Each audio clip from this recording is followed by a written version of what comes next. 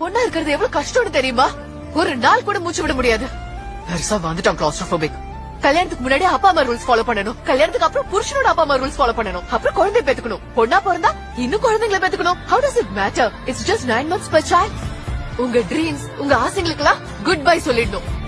அதுக்கு மேல பஸ்ல போனாலும், நடந்து போனாலும், ஜிம், மால், எங்க போனாலும் ஆம்பளைங்க பொண்ணுங்களை இது வரைக்கும் பாக்காத மாதிரி பாப்பாடுங்க. கண்ணை பார்த்து பேச தைரியம் இல்லன்னா கூட்டத்துல அவங்க கையால அவங்க வேலையை செஞ்சுருவாங்க. ஐட்டம், கற்பி, ஸ்பீக்கர், குதிரை, நாங்க என்ன மாடுங்களா? இதெல்லாம் கேட்க வேண்டியதா இருக்கு. ஏன்னா அங்க பாக்குற இங்க பாரு. 45 டிகிரி ஸ்லீம் பேரண்ட்ஸ் எங்க கிட்ட வீட்டுக்கு வெளியே போறியாமா ஃபுல் ஸ்லீவ் சல்வார் போட்டுட்டு போய், இல்லன்னா பசங்க சீண்டுவாங்கன்னு சொல்லுவாங்க.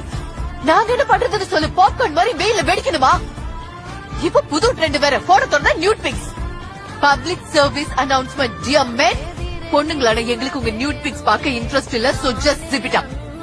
சோஷியல் மீடியால ட்ரோல் பண்றது, ஸ்லட்டன் கூப்பிடுறது, ரேப் த்ரெட் குடுக்கறது, அப்புறம் ஏன் பிளாக் பண்ணீங்க சிஸ்டர்?